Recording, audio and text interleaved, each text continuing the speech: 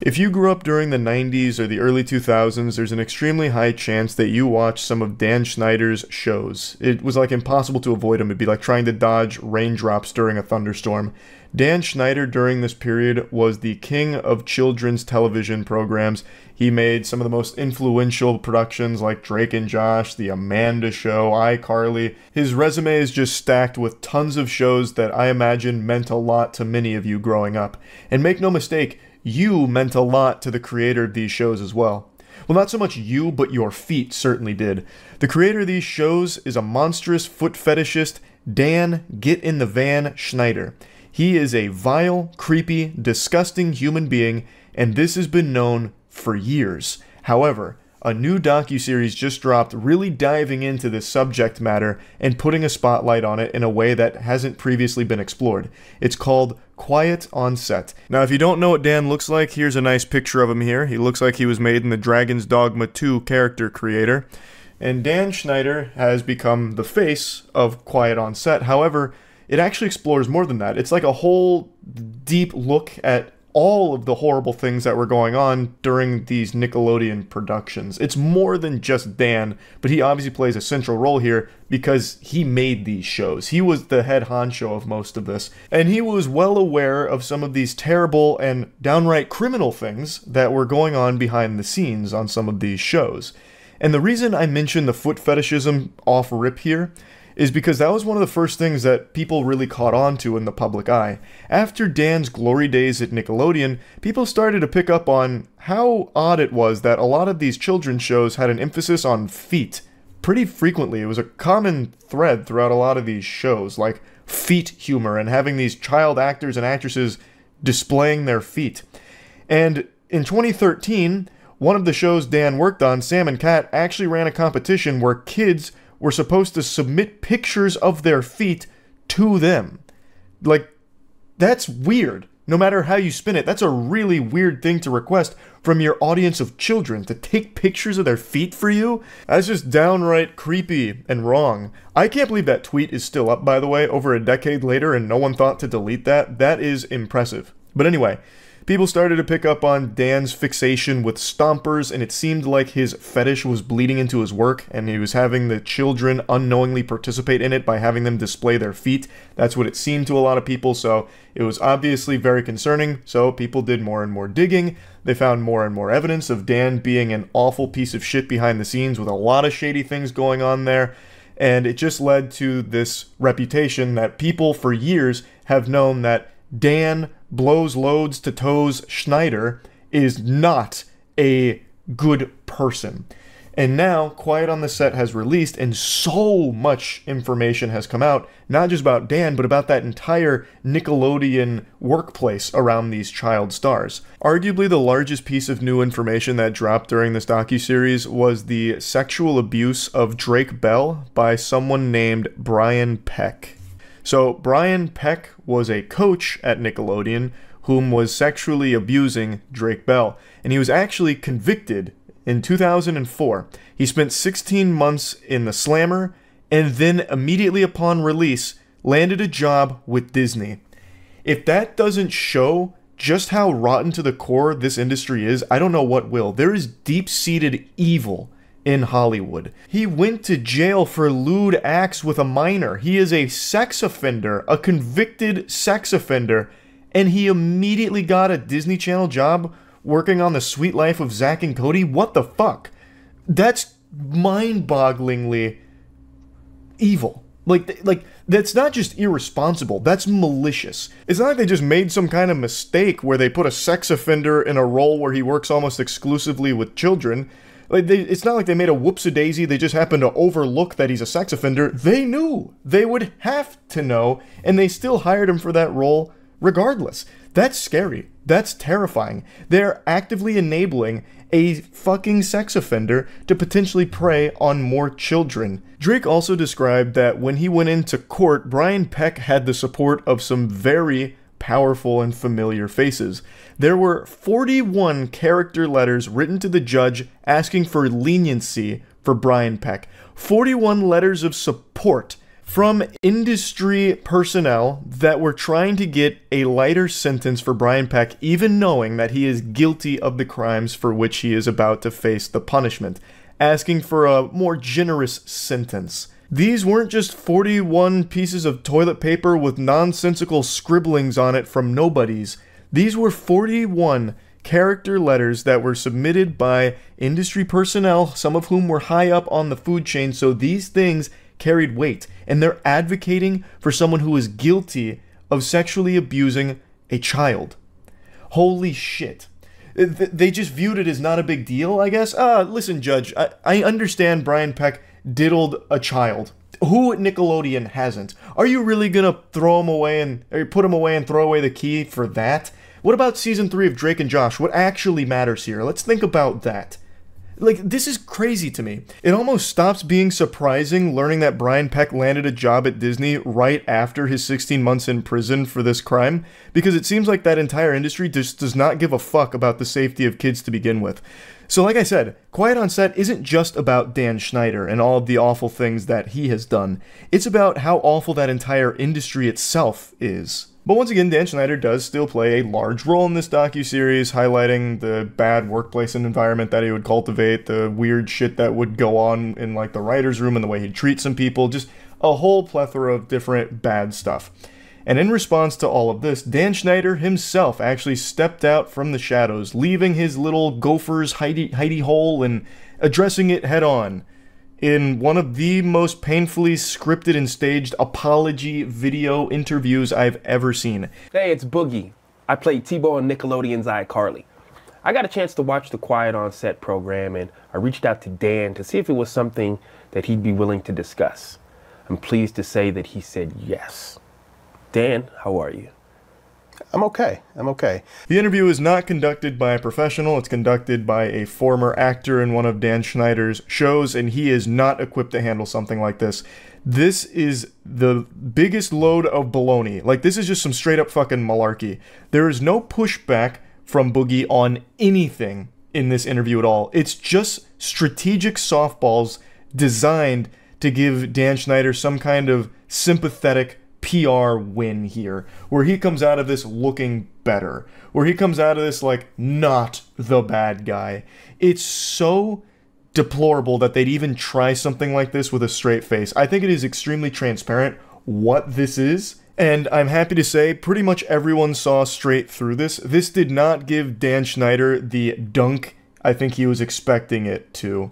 This did not make him look any better in the public's eye. It actually just made it look even more sinister that he was able to, it seems, pre-prepare this interview to mitigate the potential fallout from the docuseries airing. Let's talk about the massages. Okay. Watching the content yesterday, it was disturbing. It was wrong. It was wrong that I ever put anybody in that position. It was the wrong thing to do. I'd never do it today. I'm embarrassed that I did it then. I apologize to anybody that I ever put in that situation. Dan, talk to me about the writer's room.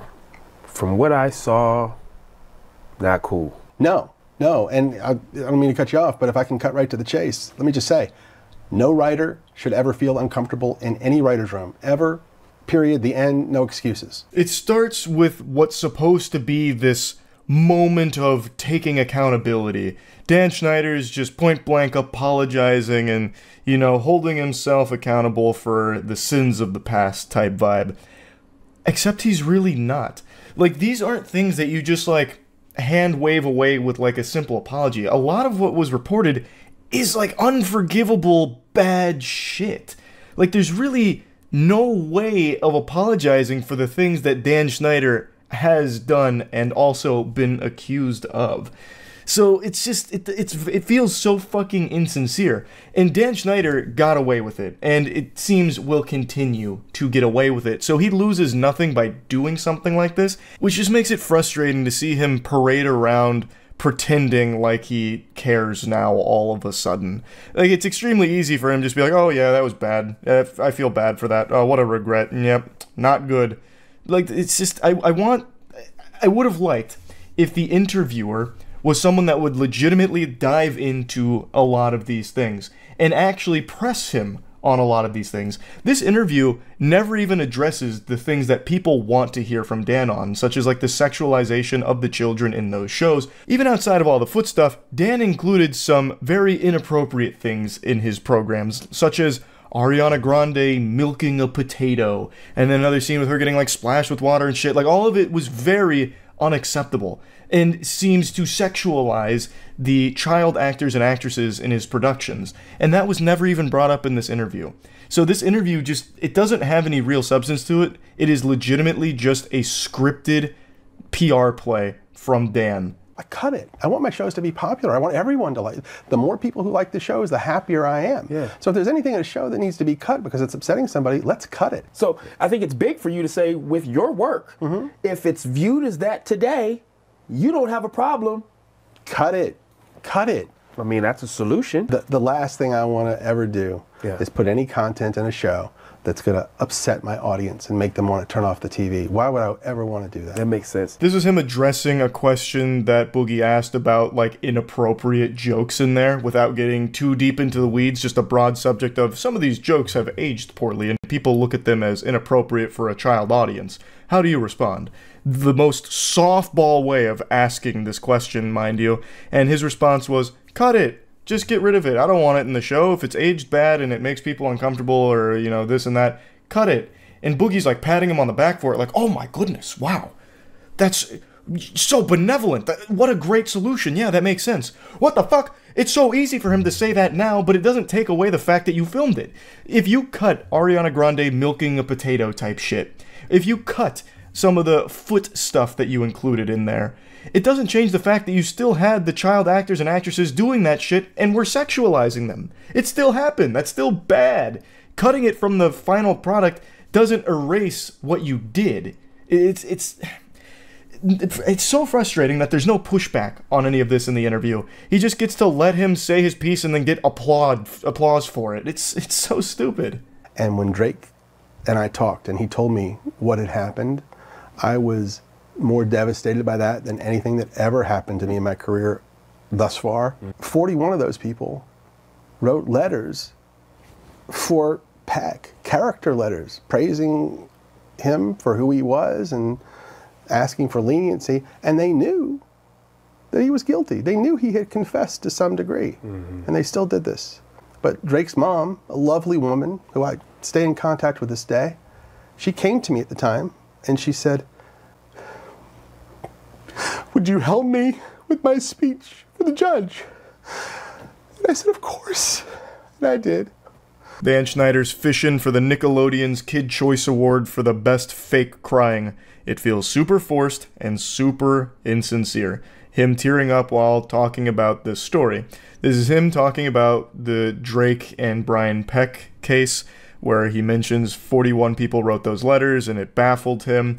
And then Drake's mom actually asked him to help her write her piece, which he did. And that leads me to a question of, if you knew all this, why didn't you back up Drake Bell? The way it's described, Brian Peck had all of these people in his corner, but Drake really only had his mom and his brother. Why weren't you more involved then? Like, I imagine that could have been extraordinarily helpful. But regardless, this interview doesn't do anything to change my perception of Dan Schneider, or anyone else's, really, I imagine, because it's still nothing. This isn't really an interview, it's just a PR piece, disguised as an interview. It's just more despicable garbage here. But yeah, anyway, I wanted to talk about this a little bit. Again, the docuseries is called Quiet on Set, it's out now, and yeah, just kind of wanted to go over it a little bit. That's it. So yeah.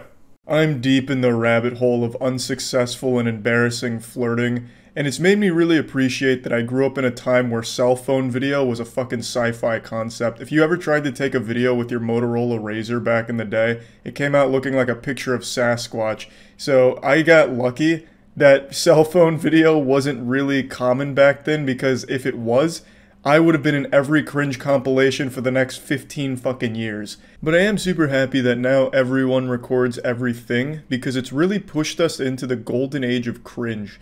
Today I'd like to share with you a video that also reminds me a lot of me when I was younger, where I believed that I needed a shtick, you know, something that makes me unique from other people to stand out in front of women. I chose the mysterious anime character, and the guy in the video you're about to watch chose the Joker. I've already told this story before, but I'll give you a brief lore recap. In my freshman year of college, I completely reinvented myself to emulate the mysterious anime characters from shows I used to watch, because they always got the big-tittied 2D waifus, so I thought if it worked for them, it'll work for me. Women must love it. They didn't. I just became the creepiest guy at my college. I refused to communicate with anyone there. Anytime someone asked me a question, I wouldn't respond. I'd just stay silent.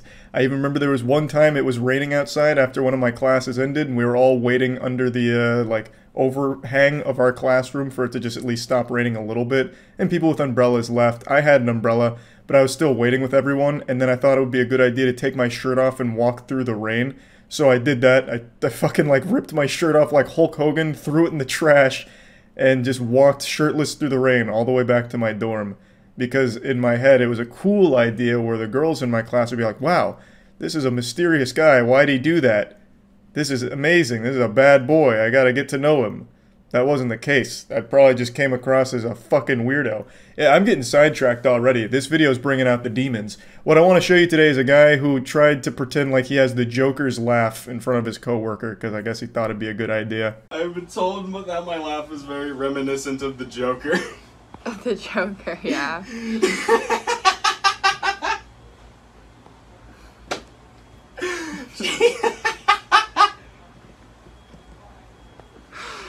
I hear it, I think, yeah.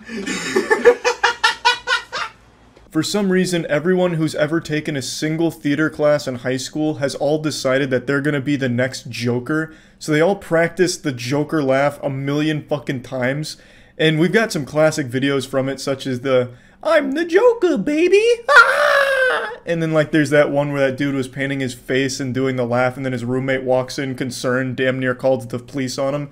We've got some amazing videos from it, but I don't really understand why so many dudes think it's a good idea to pretend to be the Joker to get laid. It's not really effective for flirting. You just come across like a psychopath. It's not like the Joker was slaying pussy. Are you laughing because I am? Yeah. Yeah.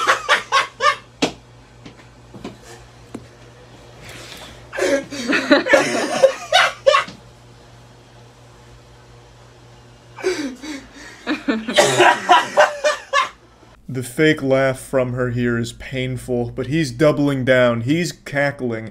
I have no doubt he practiced this in the mirror moments before unleashing it in the wild here. He said, "Today's the day. I'm gonna show her my Joker laugh, and then we're getting married by the end of the week." When I think of the Joker these days, I don't even think of the actual character anymore. I just think of videos like these and those goofy Facebook Joker memes from lonely dudes who are just down on their luck because the girl they like got a new boyfriend. So they post things like, "Fuck the fucking fuckers before the fucking fuckers fuck you," which is a classic. I'm pretty sure that actually comes straight from Confucius, but they slapped it on a picture of the Joker. But it really is such a shame to see what the Joker has become online. This is the legacy of the Joker now. I still think the Joker is an extremely well-written villain, but my god, it's become like a symbol of cringe on the internet because of videos like this. Are you still on the clock? Yeah! Okay, go fucking work! I need a drink, I can't breathe! God. I can't fucking breathe! It's like, what the fuck, why so serious? Oh my gosh. This guy is now going to have to do this every time he laughs at work. He will never be able to just normally laugh again. He's always going to have to be in Joker mode because of this. Otherwise, she'll know it was all a ruse, an act. And he doesn't actually have a laugh reminiscent of the Joker. But anyway, I just wanted to share this video with all of you because I think it's another valuable lesson to learn that you don't need some unique shtick about yourself in order to stand out in front of girls. You know, I used to think you did, which is why I pretended to be a mysterious anime guy. You don't need some quirk like the Joker's laugh or anything. You can just be yourself without having to put on this kind of song and dance like, "Hey, look, I'm the fucking Joker, baby." You know, and it's probably better you don't do that. But But anyway, that's about it. So yeah. I put some lights in these shelves over here, and they look pretty bright on camera. It looks like a flashbang went off behind me. That's what I imagine it looks like when an angel comes down from heaven. It's like a sterilization chamber in a laboratory. My God.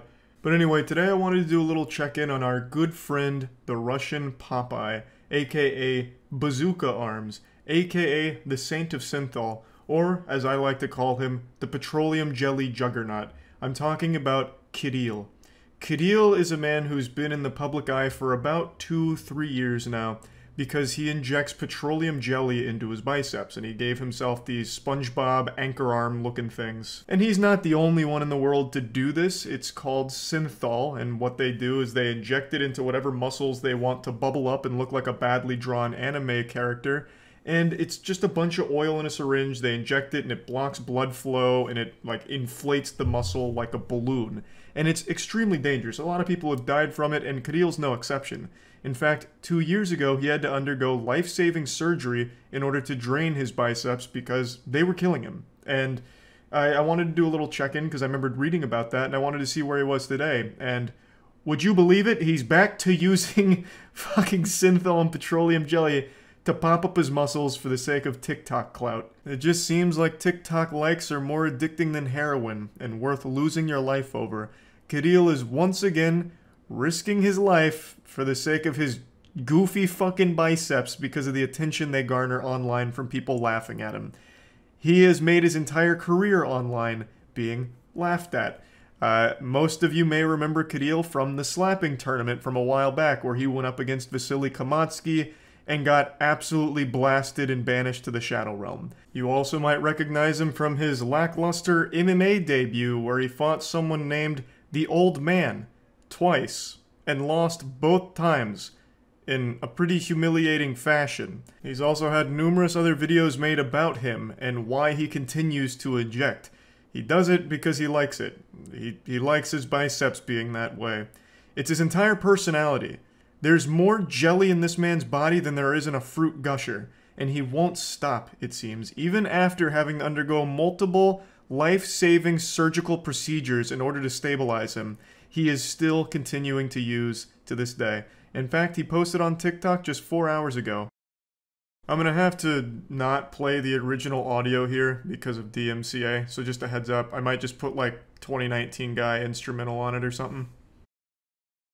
Yeah, it's not only his biceps that have undergone enhancements, and I'm using that word really generously, but he's also begun having plastic surgery on his face, so he's been getting like facial injections that he's showing off online now. But he has fully gone back to injecting into his biceps, and they seem to be just as big, if not even a little bigger than they used to be.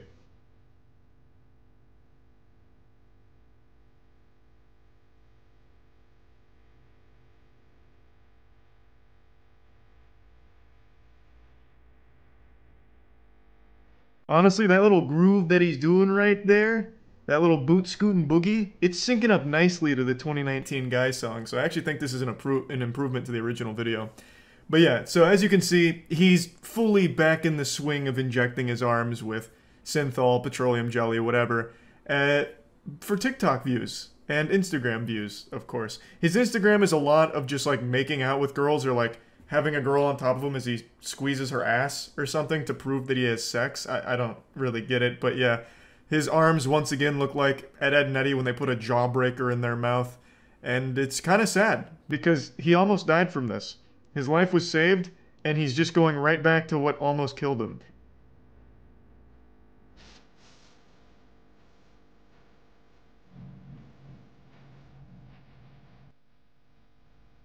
One thing I've never understood about his online branding is he calls himself Bazooka Hands. Like his TikTok is Bazooka Hands. But his hands are normal sized, it's his biceps, so why not Bazooka Biceps? Or even just Bazooka Arms? Why hands? His hands are the only thing on his body that don't seem modified at the moment. So I just feel like maybe there was like a language barrier there or something, but it doesn't really work. The name doesn't match what you get. When I hear Bazooka Hands, I'm expecting like fucking lunchbox-sized bear claws, not normal boy hands plus Popeye arms. which is why people call him Russian Popeye, because it looks like Popeye after he gets his spinach. So I don't know why he settled on Bazooka Hands for his online handles. I just think that was a bit of a misstep. But I'm not his PR agent, you know. I'm not here to really, you know, nitpick it so much, but just a little confusion there. As for all of the facial modifications he's undergone, I don't exactly know when that happened because it kind of just came out of nowhere when following his Instagram. So I guess at some point he decided that the biceps weren't enough. He wants to continue to mod his whole body. And I don't know how he's doing the facial stuff, if that's under the supervision of a professional plastic surgeon or if he's, again, just taking matters into his own hands and using old trusty petroleum jelly. I hope not, because that'd be awful, like even more awful to inject petroleum jelly directly into your fucking face, but who knows? He has a history of abusing these kind of substances, and it's just honestly sad to see him get right back on the saddle and put his life in jeopardy just for the sake of more internet attention. It's a real shame. And I think this is like an actual case of a mental illness, being addicted either to the attention or to like the appearance of the big biceps. Even though they're literally killing him, he doesn't care, it seems. Which is odd because when they interviewed him when getting his life-saving surgery, it seemed like there was a level of self-awareness where he was like, yeah, it's pretty stupid to start doing this when I was 20. I really hope, you know, all the surgeries go well and this and that. And then, you know, fast forward not even 2 full years later and he's right back to doing the same thing. So it's just an unfortunate circumstance.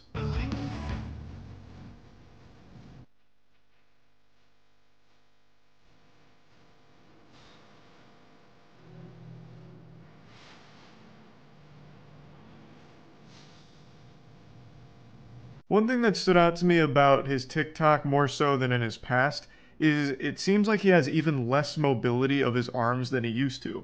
Because even when he was doing slapping, even when he was doing those other videos, it still seemed like he could move his arms around. Like when he was in his fight, he could like throw punches. He even got into an arm bar in one of them, and while it looked like his bicep was about to burst like a fucking zit, it still had like mobility to it. In all of these TikToks, he has such a limited range of motion, which is obvious when you look at the size of his biceps and also knowing the history of already having surgery to save the arm in the first place and save his life. It's getting worse, it seems. And the arms also look worse this time around, like they look more unhealthy and more like dead and swollen and red. Like it just feels a lot more catastrophic this time around, because it probably is. I imagine after having his arm drained, he maybe overcompensated even more so with like additional jelly injections and like double or tripled his usual amount or something in order to get back to where he was prior to the surgeries. I'm just spitballing here and speculating, but it actually does seem like he's in a worse state now.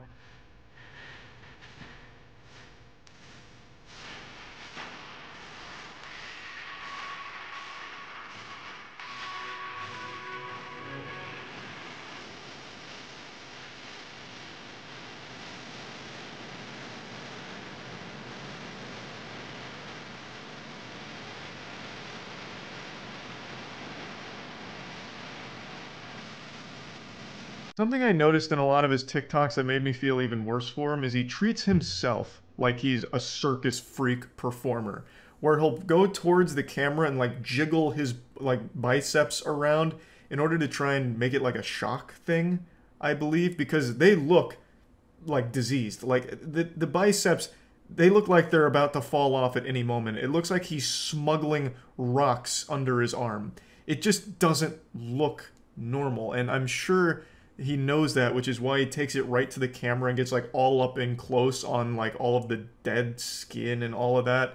I don't know. It's just really upsetting because, like I said, I remember reading when he had his arm drained, and I would have assumed he'd turn his life around from there, getting a new lease on life, a second chance. But instead, all he did was go back to the exact same routine and the exact same set of circumstances that landed him in a life-risking situation to begin with. So yeah, I just want to do a little checkup here. Unfortunately, not exactly a happy ending to it, but hopefully his arms will get drained again and he'll survive and finally learn his lesson. Who knows? But anyway, that's about it. So yeah. I remember growing up, there was a cliche in movies and shows where if a character would die, like clockwork, they would always say, "But don't worry, they're not really gone. they still live on in your heart forever. And it's about how the character's memory and their legacy is able to transcend death. And they're alive to a certain extent because you remember them. It's metaphorical. But in reality, in the modern day and age, this idea can actually be literal.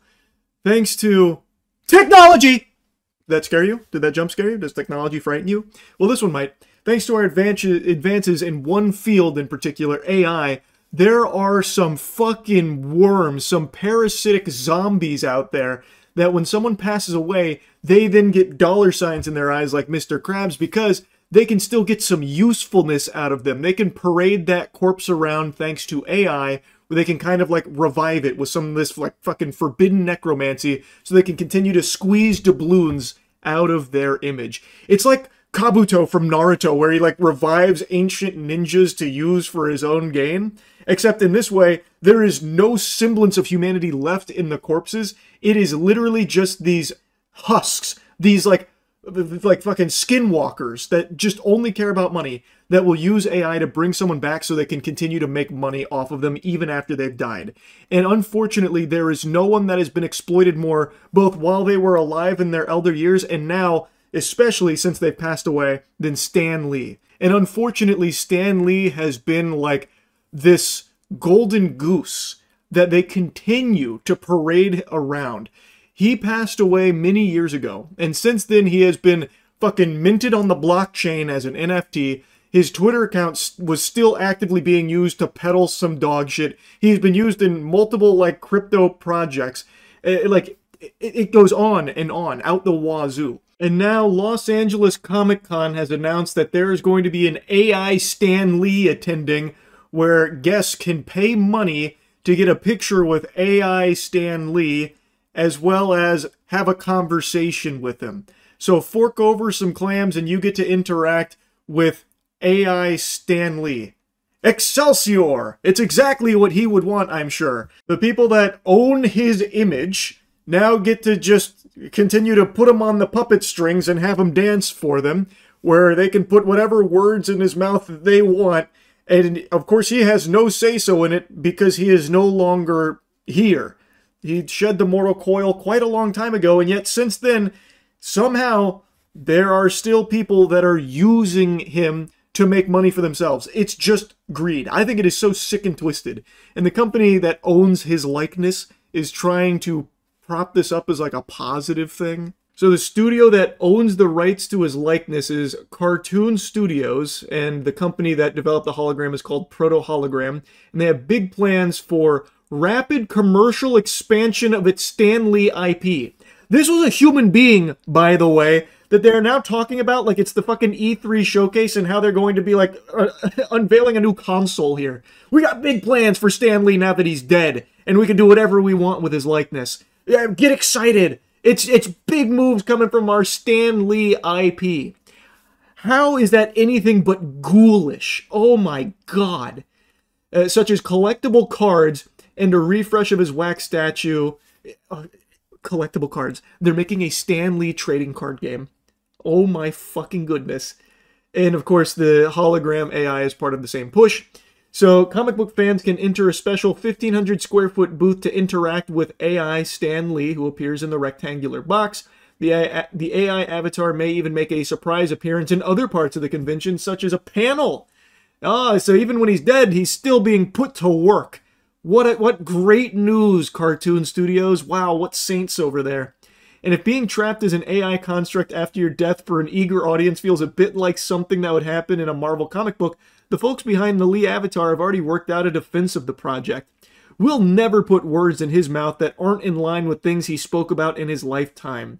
This is according to Bob Saboni, who is the head of the Stan Lee division at Cartoon Studios. They have their own division at Cartoon Studios dedicated to figuring out ways to still use Stan Lee's image to make money off of him. Of course, with no say-so from Stan Lee, he is dead. So by the very definition, you are putting words in his mouth because he is not saying those words. He never said those words. He is not with us any longer. This is the worst goddamn defense of it you could possibly muster. No matter how you spin it, these are not his words. You can try and base it off things he said in the past, whatever. doesn't change the fact that they are still not his words and his thoughts. It's fucking crazy. They are all designed to just make money off of him. Fortunately, with decades of footage capturing his thoughts on so many subjects, we can build a voice that stays true. Not always word for word, but always faithful in spirit, context, and intent. Bull fucking loney. That is Barnack Hall. That is horseradish. The intent is just for you to make money off of Stan Lee. It's so sick, man. Holy shit. Now, there is some cases where AI, after an actor passes away, like, I can actually understand. James Earl Jones. James Earl Jones is the iconic voice of Darth Vader, and before he passed, he wanted, like, it was his desire to have his voice immortalized forever as Darth Vader. So, as I understand it, he did sign, like, the rights to his voice in AI form for Darth Vader. That is what he wanted because he always wanted to be remembered as Darth Vader. I think that's somewhat wholesome. That one I can understand. This is so far removed from that, you can't even make a good faith argument to compare the two. I tried to dig in to see if Stan Lee had ever, like, agreed to be, like, digitized post-mortem, like Weekend at Bernie's through CGI or anything, because he passed away in 2018, which predates, like, the AI resurrection jutsu that we now have access to. So there's no way he could have ever agreed to that in the same way that James Earl Jones did or anything. So I was trying to see if there was anything that even, like, resembled an agreement like that. And the only thing I can find is that the people that manage Stan Lee's likeness, like his managers of the Stan Lee IP, agreed to using his likeness in media for the next, like, 20 years or something. So, like, signing over the rights to Stan Lee's likeness. But I don't know if Stan Lee was a part of that conversation. And even if he was, you have to wonder under what circumstances, because it's important to remember in the later years of Stan Lee's life, there were tons of allegations of elder abuse and manipulation with tons and tons of footage of alleged mistreatment from a lot of greedy assholes constantly looking to fucking pull money out from Stan Lee's ass every step of the way by any means necessary, come hell or high water. So I don't know for sure if he ever, like, explicitly agreed to it, and if he did he even know what he was agreeing to? Because, again, a lot of things were kept hidden from him that Stan Lee had supposedly agreed to. Others had kind of misled him, allegedly. And now that he has passed, that is still seemingly the case here, where he is just not able to rest. They have a whole division dedicated to finding ways of exploiting Stan Lee's image, apparently, at cartoon studios. That's... what the fuck? Like, what? How, in any way, shape, or form, could anyone possibly view this in anything other than just greedy, dystopian garbage? Just let him rest, man. I think this shit super sucks. Someone can die, and a company can just come through, buy the rights to their likeness, and then just make an AI model that can spout whatever fucking garbage it wants it to. It's so fucking shameless to me. Also, looking into it a bit more, the rights to his likeness are actually a very contentious subject. It seems like it was a messy battle about Stan Lee's image after passing. So there's a lot of meat and potatoes there, but ultimately I guess it ended up in the hands of cartoon studios, who now has a whole section carved out to finding ways to milk Stan Lee's image even further, making a collectible trading card game, the AI attendance at Comic Cons. I imagine there will be another big Web3 crypto push for Stan Lee's image here, would be my guess, as part of their Stan Lee IP expansion protocol that they're excited about. I hate it. That's really about it. See ya. A little while back, there was a body cam video that blew up online because it showcased popular MMOs, a massive YouTuber, getting arrested. He was clearly intoxicated. It was very sad to see. And I had never heard, like, a follow-up as to what happened next. It was just radio silence. And alcohol addiction is a brutal thing. So I'd always hoped that he was getting, you know, the help that he had needed.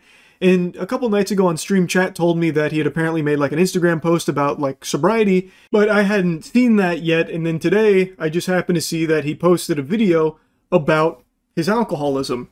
And he is now 4 months sober, which is amazing, and he wants to use his experience battling this addiction to try and help others maybe going through something similar. Okay guys, I just watched a video of myself that was on my phone from January. And guys, as most people know, I am an alcoholic, and I tried to make a video talking about it, trying to help people, and trying to show my journey. Went terrible, honestly. It is so difficult. But right now, guys, I am 4 months sober, and looking at the video, I look like a completely different person. Honestly, I'm making this part of it so I don't jump scare you, because it looks terrible. Oh my god. And I'm gonna leave it uncut too, because it shows just like how ill I was. Like, I almost threw up on myself in the video. This is a night and day difference from the last time we saw him. He looks so much healthier now. It is incredible. I am super happy to see that. And he's talking about a video he filmed back in January that apparently didn't go very well. And he does put it here, and it's pretty tough to watch. Like, it's a very raw look at what alcoholism can do to you. It can destroy your life. And I think this is just a very open door here to see it. And to see where he was and where he is now, I think it is inspirational. Anyone that's able to overcome substance abuse like this deserves the biggest round of applause.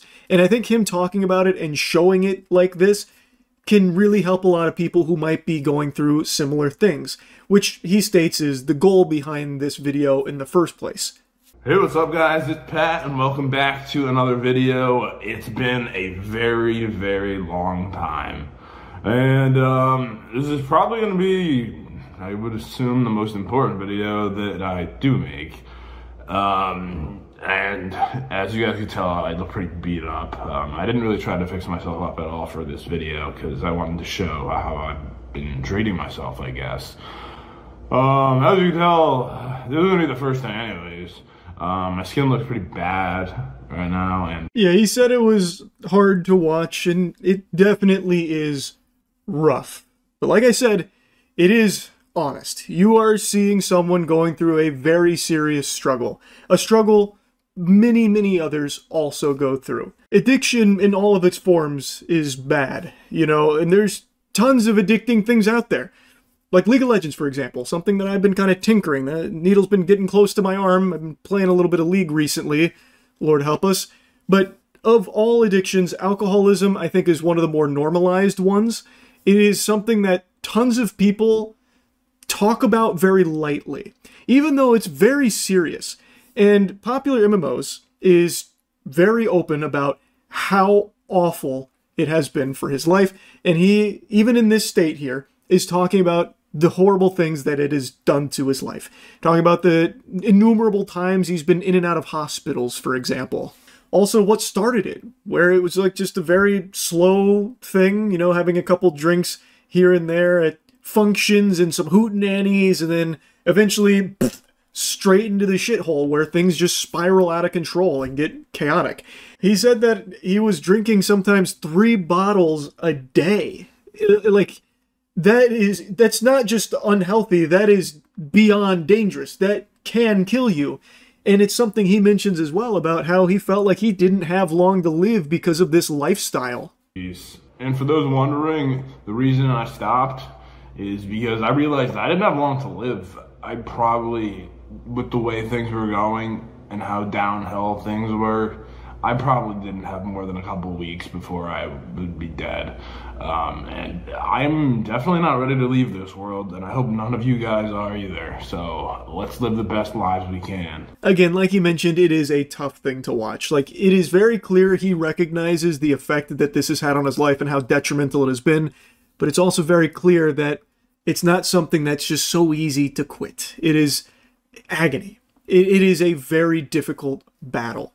So basically in these pictures, you're going to see that I was incredibly out of shape. I lost all the muscle on my body. The doctors said I would be dead. By the time I was 40, my liver was failing. My pancreas had pancreatitis. I was doing bad, like really bad. And then I ended out in jail within a week of making that video before I ended out in rehab. Apparently he was having like liver failure and pancreatitis, which are both extremely serious things, obviously.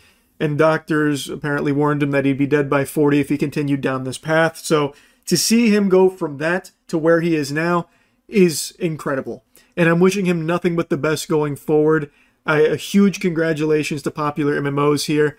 And while it is hard to see that video of the state that he was in talking about, you know, the alcoholism, I do think it was a good thing to include here because it's something some people need to see about how bad it can get. Like, you know, yeah, it looked like SpongeBob when he had the suds. Alcoholism can fuck you up. And him having this here takes a lot of courage. And to talk about it so openly is, again, a pretty tough thing for a lot of people to do. So, just huge round of applause to Popular MMOs. I'm very happy to see this, and I'm hoping everything continues to look up for him. I just wanted to put this on your radar right here because we did talk about, like, the body cam thing, and I'm really happy to see that things are starting to go a lot better for him. So, that's really about it. See ya. Today I thought it'd be nice to give you all a free lesson in negotiating. Negotiations when it comes to doing business are a bit of a headache, a nuisance, and it's just this push and pull battle back and forth, and sometimes it just doesn't go your way. But what if it did every single time? What if every time you entered into a negotiation, you knew you would be victorious? You want to get yourself a new Stanley Cup but don't feel like forking over 50 clams for it? Well, then it's time to employ this negotiating tactic and get yourself a 100% off discount. That shit will be free. In fact, this is so effective that they'll probably start paying you to take the items away from them. It's that powerful. I first learned this forbidden jutsu from an anonymous hero on the Facebook marketplace who really opened my eyes to it. So I want to do the same for you. And I'll just go ahead and say it now. You're welcome. So it all begins with an individual trying to sell their motorcycle on the Facebook marketplace, and then they received this message. And I don't think they were prepared for this. That motorcycle was as good as gone the second this was sent. So they reach out and they say, "Hello, I know this is a lot to ask, but would you consider letting me have the motorcycle for free?" Pause. That's how you do it right there. Immediately letting his intentions be known. There's no guesswork here. There's really no haggling either. It's like, "Excuse me, have you considered letting me have this for free? I know you're trying to sell it for money, but what about just letting me have it?" Now, I don't want to scare you away with science, but I do want to dive a bit deeper here on why this is so effective. There's a psychological explanation for this. People love to have their questions answered with another, stupider question. It makes us feel great. It's like this nice euphoric high. It's like smoking the crack pipe, but much worse. So in this instance, I know the guy selling his motorcycle had never, even for a fucking iota of a second, considered just giving away his motorcycle for free to a total stranger. But now that the idea has been planted in his head by that stranger, it's given him a lot to think about. And that changes the whole dynamic of the negotiation. Now, all the power is on the guy who's asking for it for free. You see how it works? It's very clever. We're dealing with a true genius. And he wastes no time getting very personal here to get an emotional investment from the seller, trying to tug on his heartstrings. So he's going for like this extremely powerful 1-2 combination wallop here to try and get this bike for free.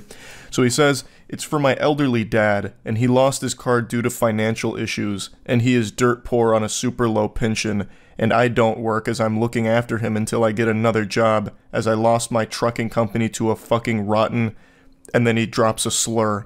If that doesn't bring a tear to your eye, then I don't know what will. You have no soul. His elderly father, he lost his car due to financial issues, and now he needs a motorcycle. As all elderly men need. Like, how is he supposed to get from point A to point B without a free motorcycle now? What do you expect him to do? Walk? It's ridiculous. He's elderly. And the individual here doesn't have a job to provide for him, so he's doing the best he can to get him some transportation, which just happens to be a fucking motorcycle. Maybe he's trying to get his dad killed. I have no idea. Maybe this is all an elaborate assassination plot. I am looking for someone with a heart that is willing to help a person in need. And then caps lock. My dad is 78 years old and is at his breaking point, and the next person who refuses to say yes and help will be held responsible if anything happens to my dad, as he is ready to let go of life. So now the stakes have never been higher. His father is 78 years old. At his breaking point, the only thing keeping him alive is the hope of a free motorcycle. Will you do it? Do you have a heart to save his life? Because if he doesn't get this motorcycle, goddammit, it's going to be the end of him. And even if he gets the motorcycle, it's going to be the end of him then too. But in a much bigger blaze of glory, I think. I imagine it's 78 years old, and in as rough a shape as this guy describes him, that motorcycle would be his vessel straight to fucking Valhalla. That would be messy. But it's what he wants. Alright? And are you going to do it or not? Are you going to follow the Lord's wishes and treat thy neighbor the way thy would like to be treated? With a free motorcycle? Because if you don't, you will be responsible for it, so keep that in mind, Buster. I think this is negotiating at its finest form. So he's pulling out all the stops here for the free motorcycle, trying to get the waterworks going with a sob story, but immediately drops a fucking slur in the middle of it, and then caps locks a threat, too. This is an unhinged maniac we're dealing with today. I usually blank out the Facebook profile pictures in these kind of messages, but this one is just so fitting because he has a clown as his profile pic, and it couldn't be more poetic, because this guy is truly a fucking loser clown. So he comes back saying, I keep asking till you answer me. The guy trying to sell the motorcycle says, no thank you. And then even gets this warning, beware of common scams using payment apps. So I'm guessing this got flagged internally or something. I don't exactly know how Facebook Marketplace works in that regard. But then he goes, so you're okay with putting money over a person's life? And he just goes, has this ever worked for you? His strategy is very clear. He's trying to, like, play off of people's good nature. Like, my father needs this motorcycle. He doesn't have a car right now, and he doesn't have money to pay for this motorcycle, and I don't have money to pay for the motorcycle because I'm taking care of my dad because I'm a good person. Like, come on, you're gonna really value money over someone's life? You're gonna try and sell this motorcycle for thousands of dollars as opposed to just give it to me and my dad for free, which would actually save his life? Oh my god, you're disgusting. You are despicable scum. And when it becomes clear that this guilt trip song and dance isn't working, he tries something very different. Actually, yes, in the past it worked because years ago there were good-hearted people that would give you the shirt off their back to help a person in need. A shirt is also significantly cheaper than a goddamn motorcycle, you absolute heathen. Now, all you is a bunch of cold-hearted, money-hungry bastards, and I am very disgusted by that. I have no doubt that he, like, spit. Gross. Won't even give me a free motorcycle. Yucky. My lawyer actually told me that if anything happens to my dad because someone told him and no, and it pushed him over the edge, I can file a lawsuit. So far, I have 20 people's names and Facebook accounts who have refused to help me. I have passed those on to my lawyer in case anything happens. Yeah, that makes sense. Doesn't have money to pay for the motorcycle, begging for it for free, yet somehow has money for a lawyer for this. That's about as believable as me being over 6 feet tall. What a bunch of fucking hooey. My dad told me if anyone else tells him no, there will be major hell to pay. This guy actually speaks like a child on Xbox Live making threats. My dad actually works for Infinity Ward, so if any of you guys kill me in this game and I don't win, you're all getting banned. This goofball has that same kind of energy to these messages here, while he's begging for a free motorcycle, trying to get some kind of sob story guilt trip going. It's fucking brutal. So let's take a bit of a dive here on his last couple of statements. So he's saying that he has a lawyer that has told him he can file a lawsuit if something happens to his dad because someone refused him free shit, basically. That's such an entertaining idea to play around with. Like, you can't tell this guy no because he's old and he might die. So be careful. So he's trying to get the legal threats out there. If Pops kicks the bucket, if he buys the farm because you didn't give him a free motorcycle, I'm taking you to court, so you better give me the free motorcycle. The guy's like sweating like, oh my god, alright, I've got to give him the free motorcycle. I really wanted to get a couple $1,000s out of this because I paid so much for it, but this guy's dad's life is on the line and I'm threatened with a legal lawsuit. Like, what did he possibly think would happen? No one's going to buy this story. Nobody in the world, no rational person in their right mind would get these messages and think anything of them beyond, wow, this person that is talking to me right now actually needs some kind of mental health evaluation. Because this is unhinged. It's also super laughable how he tries to make his dad come in here at the end as like the big head honcho tough guy. My dad said if anyone tells him no, there will be major hell to pay.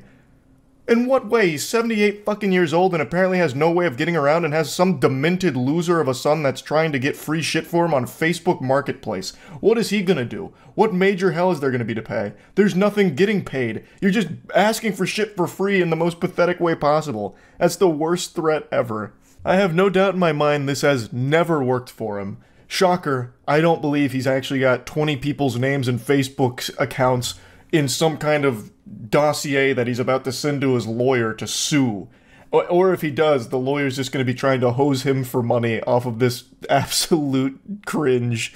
Like, this is just ridiculous. You can't sue someone because they declined to give you something for free when they weren't even offering it for free to begin with. Like, you can't tell my dad no? What the fuck is that? It's so wild. It's so weird.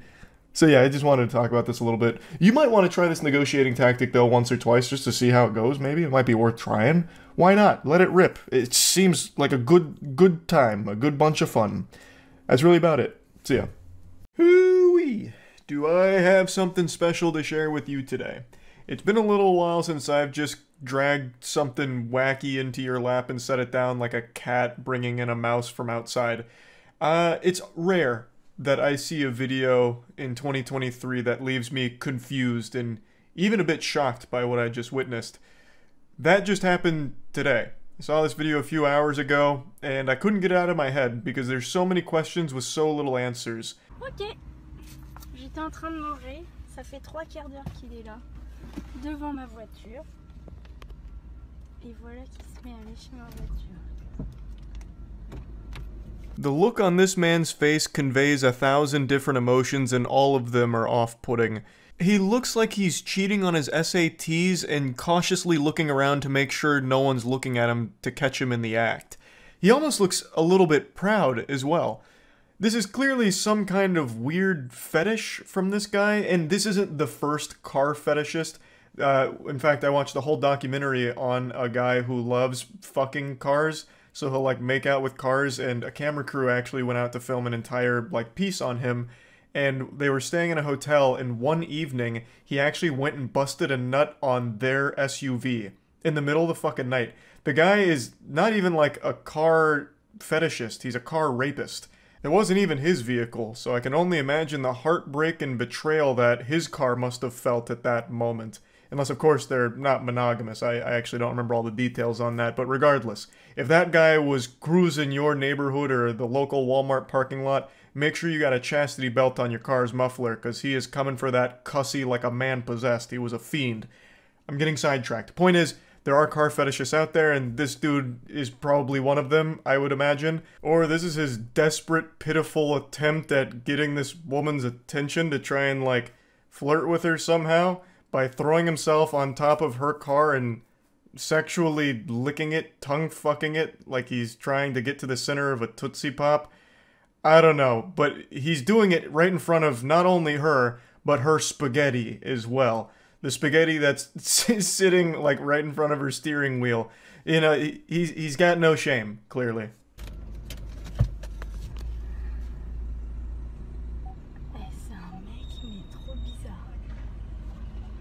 Allez, dégage! Allez, dégage! Dégage! Allez, dégage! I've got to tell you, I don't think this was the best decision from her given these circumstances. Blasting the windshield wiper fluid was probably the most erotic moment of that man's life. He clearly curls his toes when watching the Cars animated films, and now you've just convinced him that his cunnilingus on your car was so good that he made it squirt. Now he thinks it's a squirter. So he absolutely filled his trousers there, blew the whole load. Allez, dégage! Mais dégage de ma voiture! Oh, also, she was backing up while doing this, so he was actually like waddling along with her car while holding on to the hood and licking it. He is determined. Now, I've tried looking up information about exactly what was going on here, like what led up to this moment. Is this just a complete stranger? At first, when I watched this, I thought it was the security guard. I was like, wow, that's one hell of a way of enforcing order at the business place, I suppose, if she wasn't supposed to be parking there. Instead of, like, asking her to leave or anything, just immediately start licking the car and freak her out enough to make her want to leave. It is a bold, interesting strategy. But I couldn't really find anything like that. All I've seen is people hypothesizing what could have been the cause here. And the leading theory seems to suggest that this guy just wanted her parking spot and she wouldn't budge, so he hopped on top of her hood and started licking it as like a gross out kind of thing to make her want to get out of that spot. And I guess that would make sense to a certain degree if you're a fucking psychopath. Like, I don't know who's going that far for a fucking parking spot. Like, just park somewhere else. Non mais je suis en train de rouler, le mec il reste sur ma voiture.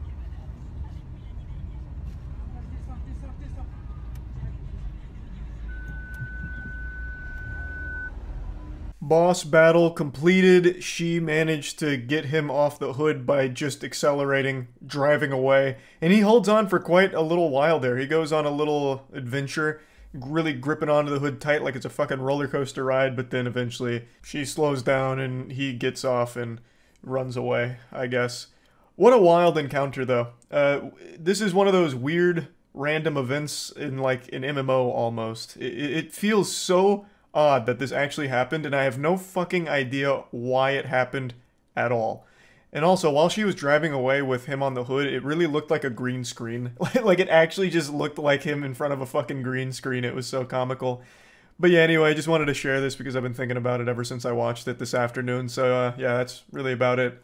See ya.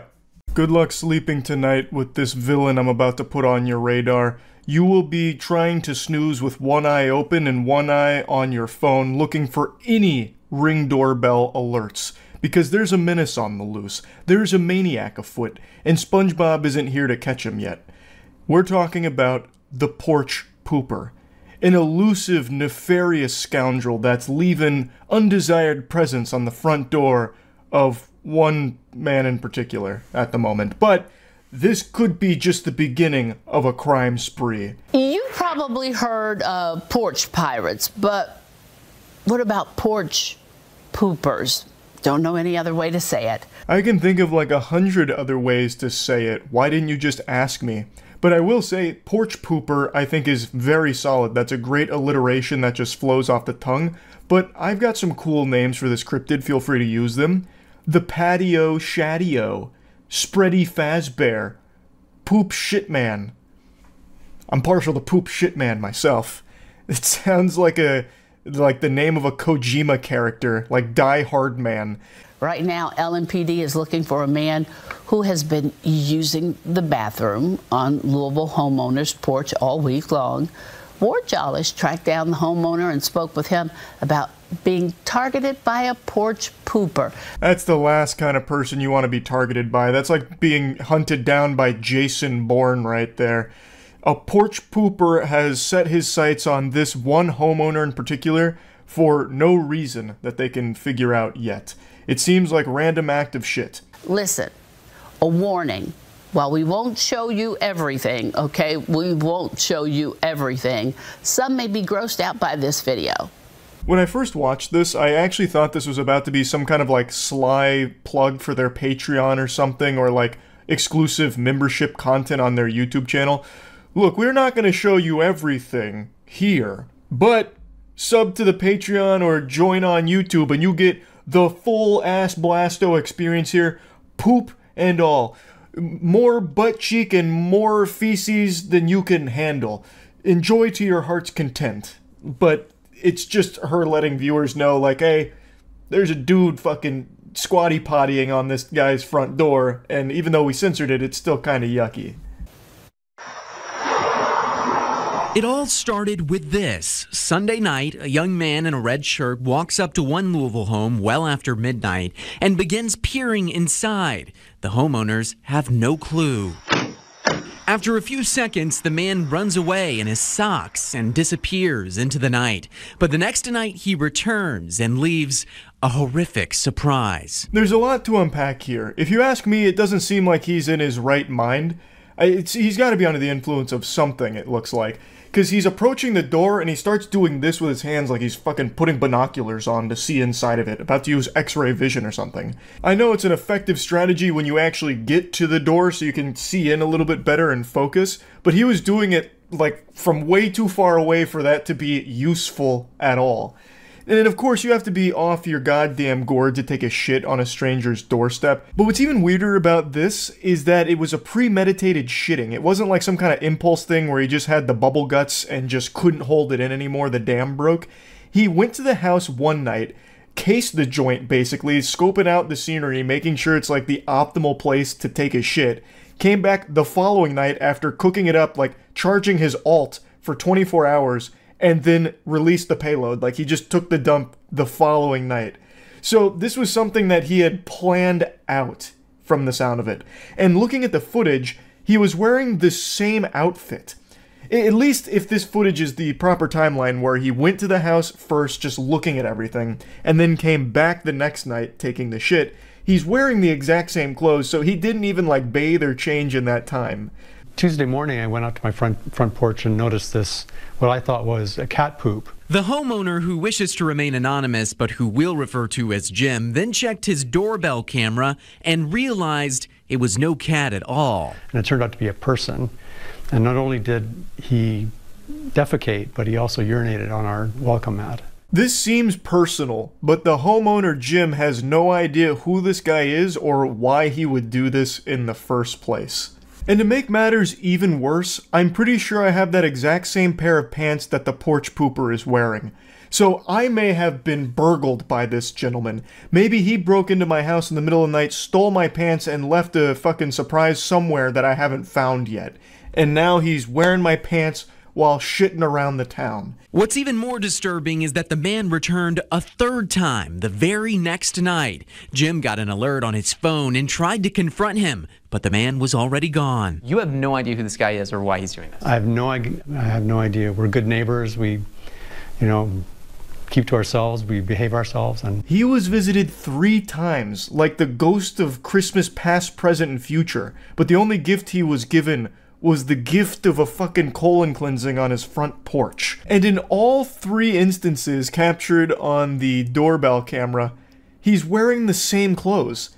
This guy didn't bathe or change over the course of 3 different public shitting incidents. His hygiene stinks. This guy fucking super sucks. I imagine him going around town, he has like this cartoonish stink cloud that follows him around. He is probably unbearable to be near. Holy shit. Jim has now filed 3 police reports for each night his home has been targeted, but so far, no arrest. Just a big mess he's now forced to clean up. I'm relieved that he's not violent or he's not trying to force entry. He's just doing his deed. But it's very disconcerting and disturbing. In Louisville, Warjalis, Wave News. Now, I did wonder if the news broadcast had just repeated footage here when they did the side-by-side, because it looks so similar. He goes to pretty much the exact same spot, like down to the millimeter, and he spends about the exact same amount of time shitting, which I find to just be highly unlikely, unless this guy is some kind of anus specialist, the butt whisperer, and he's trained his ass to be extremely strict with how long shitting takes. Then it just seems weird that it's pretty much the exact same across all 3 instances. But it is very possible, because when to debunk myself, when he stands up in some of the shitting there, he reacts differently. So like in one of them, he looks at the door, and the other one, he doesn't and just immediately looks to the left and goes away. So it probably is separate instances. I just still find it shocking how consistent he was with it. Same position, same location, same duration, and same clothing. It's like when he's not shitting on this guy's front porch, he just enters stasis and then comes back the next night in the exact same outfit and everything. It's just so peculiar. So yeah, hopefully they catch the porch pooper sooner rather than later. I'd hate to see more homes ruined by such foul fecal matter being spread haphazardly like this and in locations where it shouldn't be. So yeah, hopefully Jim no longer has to deal with this porch pooper, and I just wanted to make you all aware of this so you can take precautions. If you hear a rumbling of a tummy in the middle of the night, sprint to your front door ASAP, because you might be able to catch the porch pooper. Yeah, so that's about it. See ya. Mark wants to donate a testicle for money. I'll give it a whirl. Mark seems like he's got a good head on his shoulders. He's got some life pro tips here. Peanut butter and jelly, $1. How the fuck is he spending $60 a month on like 400 calories worth of food and he's still fat? How is that possible? You're lying to me, Mark. You're sneaking cheeseburgers out the back door of McDonald's in bulk. Hi, I'm Mark. Would you mind if I throw in some laundry with you? Just a few things, not a lot. Maybe a few things. No. Okay. Welcome to Skyrim. What a great conversation. My name is Mark. I was wondering if you'd mind if I tossed in a few articles with your laundry? Not today, adventurer. No. Please get a vodka and cranberry. Yes. Excuse me, would you mind if I threw some clothes in your ass? This guy's not a real cheapskate. A real cheapskate wouldn't get a dog because that's an extra expense. He has to get dog food. These are the Ebola I studied. You're lying to me, This Mark. is my favorite. And waiting to do is this testicular study. What you do is you go Well, let's in take a and you peek at those donate one of testicles, your Mark. testicles, they replace it with an artificial Plant them one, on the camera. And when you check out after... See, Dr. Goldsmith will be right with you. All right. Okay? Very casual attire for a doctor's office. So, what's monthly budget of $25 for our groceries? Well, the household grocery budget goes towards everything that we share. We $25 for groceries, and he has a 24-pack of Bud Light sitting in his fridge? Yeah, I'm sure, baby boy. That we share. We actually You think you can lie to me on this show? Are you kidding sometimes me? he likes to eat women, and I don't want Rick to die and me be stuck with a huge funeral bill. I can get it now at half the cost. Ah, so you're gonna kill him. And you get his life insurance money. That's pretty smart, Carissa. Now that's an extreme cheapskate speedrun. Quick money, and you lose the expense of having a husband. Nervous? Now we're cooking. Okay, I get you, Carissa. Finally, something that makes Cheapest sense. deal that we can possibly get. I mean, Cheap. These are our cheapest caskets. so on these. Is that really necessary, though? Can we just use, like, a bucket and we can chop them up? This? I don't even know Save what money that's on a called. casket? How much would that reduce the? Be cheap. Yes. That's also another good point. Why are they holding a funeral, like, professionally? They could just do it in their backyard. Life into it, but looking at how they want to do it. Then they wouldn't even need a casket. And he turns into fertilizer for the plants out back, which saves her money on fertilizing. Burial, one funeral, one everything. Carissa, are you even thinking? It's between $1,800 and $2,800. Preposterous. It'd be cheaper if we just did, Can't we just use cardboard? fewer letters like our initial. The entire purpose. Are of they it is to have your siblings? name No, on they're it. man So and wife. To save But I a guess it's little not bit of mutually money exclusive. They could be by siblings. I don't know. Removing $800 or $900 to $1,100 or $1,200. No deal. I was pretty shocked. You get it down to 400 or else you're going in the ground. Stone actually is. I'm not paying a dime over 50. Stone that they're used at the foot of a grave when you have Unnecessary. Like Can we just use a bag of sand? But you know, we're gonna be That's as a good cheap as we point, mean can. priest. Honestly, they should just get cremated. It'd be far cheaper than all of this. Then it's only one urn. Little Bastard Harassing Residential Neighborhood Part 2. That sounds like a good title. See, that's finally something that sounds interesting. Great start. Is the cameraman a child molester? Had a bag on his head. He's a bag boy. You got him there. Take that. If only he could hear that. And as he headed. Why is he hanging out of the car looking like Scarecrow from Gotham? Like if Scarecrow is part of the ICP Juggalos. Is that a breathalyzer? What are you blowing? .2? Well, I'm invested now in this story. Do they finally get him? Glamour pool ugly bitch getting off work. Now she's blowing her fucking horn again. What? What the fuck is happening here?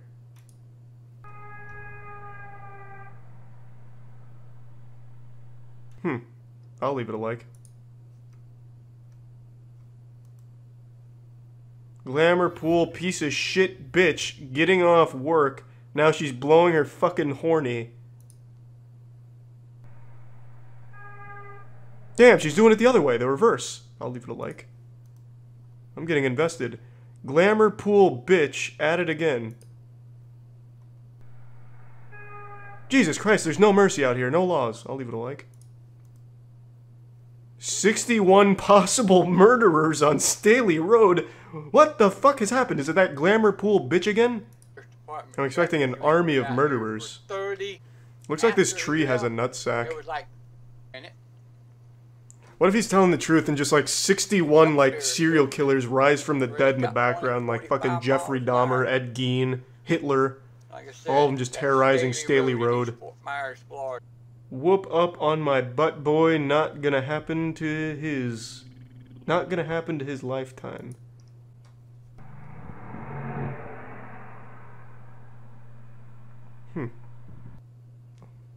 Well, he did a whoop up on his butt boy. Asshole blowing his air horn third morning in a row. Sounded more like a train whistle, but I'm no expert. I'll trust your expertise. Moron that thinks he's a fire truck. Who in their right mind could possibly think they're a fire truck? Human beings don't even have wheels. This guy must be insane. Is his whole channel just enforcing the speed limit? Holy shit. And he really hates the glamour pool bitch. She must have done some real fucked up shit to him. Staley Road has its own little Batman here. My god. Not a single car goes unnoticed on Staley Road, even if you're driving the speed limit.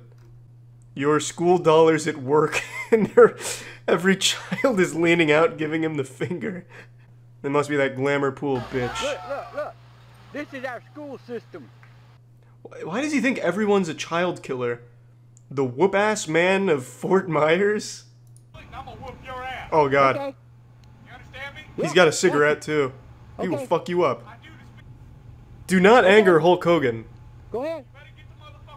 Hulk Hogan mixed with a little Duck Dynasty Hey, jeans. you on a public road.